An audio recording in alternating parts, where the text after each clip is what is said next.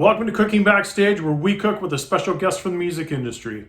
My name's Mark Watson, and our guest today is Brent Kinnaird. It's a good, solid hockey name, eh? Kinnaird? Kinnaird takes it over the blue line. He winds up, he shoots, he scores! Kinnaird is taking us to the playoffs! As I was saying, our next guest is Brent Kinnaird. He is the operations manager at the Burlington Sound of Music Festival. This is Canada's largest free music festival with over 250,000 people attending. Under normal circumstances, that festival happens in June. 2020 didn't happen, and we've got our fingers crossed for 2021, but who knows. Now this is the part where I plead with you to please subscribe, like this episode, hit the bell button, and if you want to check out the recipe and some other links, they're in the description below. Let's do this.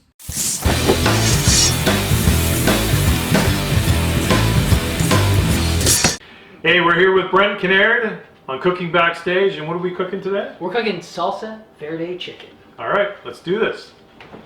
All right, so Salsa Verde Chicken is inspiration from my love of all things Mexico. I mean, who doesn't love the beach? Who doesn't love beer? Who doesn't love fresh lime in beer? So we're just going to give our chicken a little pound here, and this is nice for tenderizing.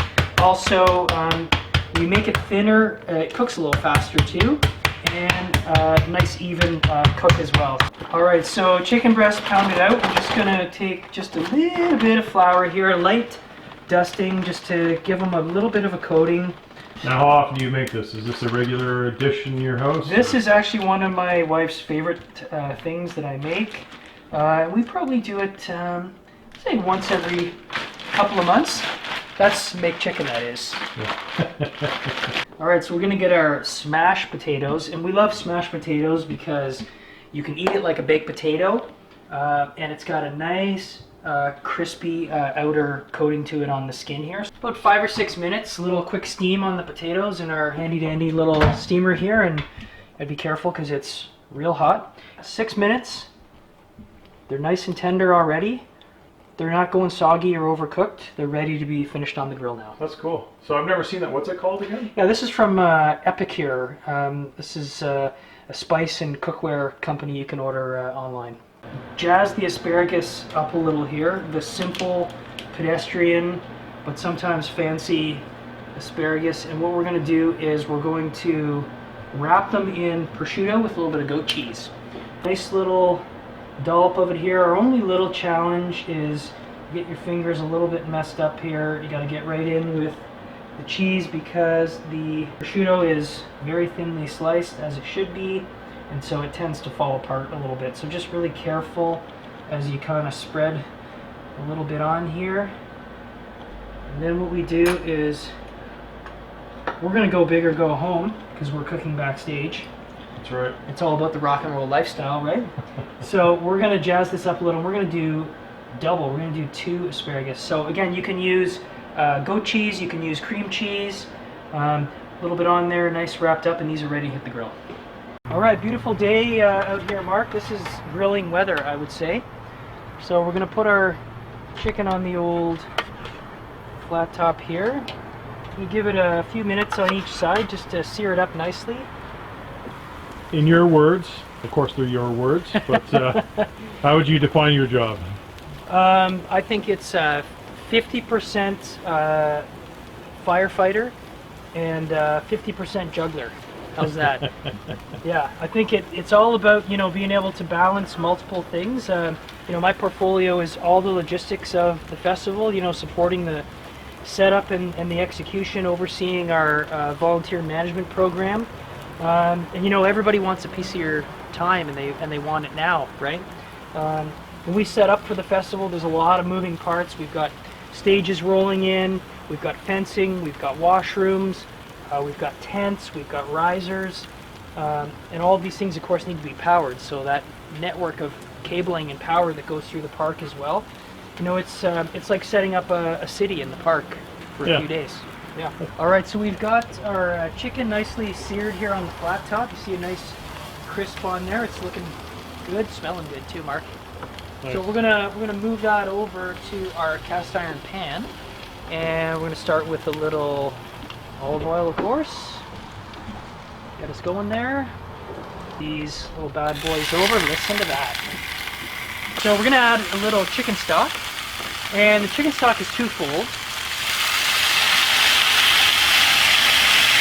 One part is gonna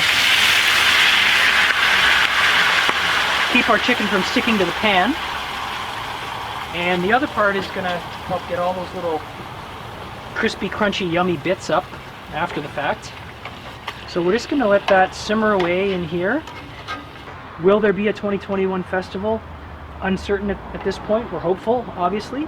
But in the meantime, we're going to do some other programming with local artists around town. We'll do some pop-up shows. We're going to do some limited capacity shows in some cool, surprising venues, you know, where you have a, hey, I can't believe I can see this artist in this little spot around town. If someone wants to become an operations manager, what would you suggest as a path? Don't do it. No, Funny, everyone says that about their job. I'm kidding. You know, I think I go back to the relationship piece. There's so much interaction with people, whether it's volunteers, suppliers, you know, even our sponsors a little bit. There's a little bit of artist interaction backstage as well, you know, making sure that the world is as it should be for them before and after they're on stage. So, you know, the ability to be a good communicator, be a relationship builder, and just know how to interact with people, hugely important. And then, of course, you know, you've got to not shy away from the notion of multitasking. It's really all about being able to juggle multiple balls in the air and be able to manage several things that are all happening at once, you know, and especially when something goes wrong. I mean, we anticipate as best we can for those moments, but there's always going to be something that'll happen that's unexpected.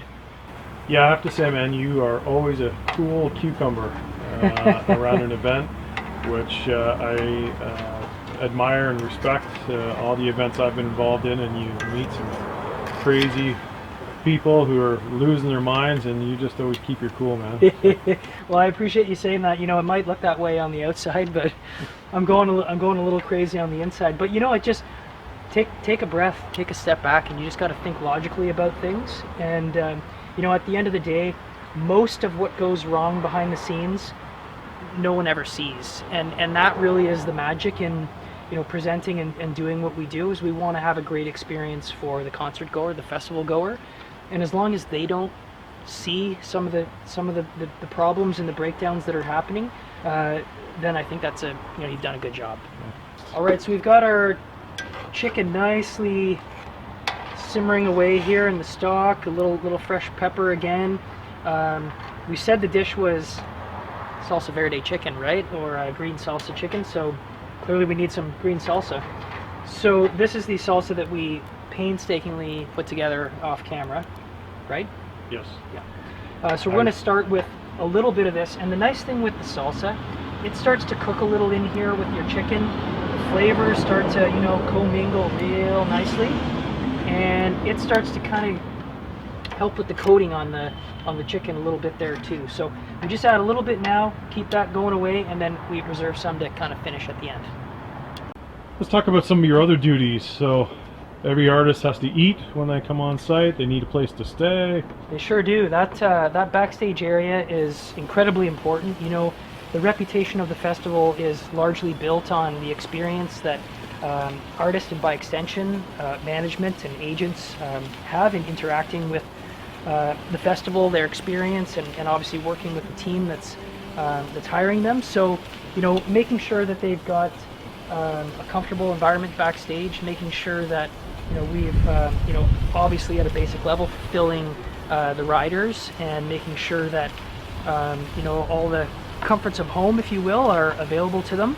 And that's something that our programming volunteer team gets quite heavily involved in. We actually have one individual that is dedicated solely to fulfilling the riders of the bands. So once those are received as a part of the contract, this individual is given a budget, a shopping list, and actually goes out and makes sure that all of those items are available. We've had, you know, some crazy requests for a certain kind of margarita mix that we've had to run off the Buffalo and get. maybe some specific cuisine because of a dietary requirement of, one of the artists or even a crew member. So, making sure that we can have them be fed and happy backstage before and after their show is crucially important. Okay, we're all set to plate now, so we're going to start with our smashed potato as a nice base here. We'll probably smash that a little more as we go. Then we're going to grab a nice chicken breast, and we're going to put that on there. And then don't forget the nice salty asparagus with prosciutto and goat cheese wrap. Then every dish needs a couple of things, right, Mark? Absolutely. Needs a crunchy element, so we've got our little chips here that we just like to put around a little bit there, and of course we need a little squeeze of fresh lime just to bring out that nice freshness there in the chicken and the salsa. Beautiful. Of course, we're going to add a little more green salsa, and then the cilantro that we used in making our salsa, just a little bit of that. It's also nice as a little garnish on top of the plate. There we go, Salsa Verde Chicken Yeah. by Brent Kinnaird. And now we're going to go drink some of Sammy Hagar's tequila. Little cabo wabo to go.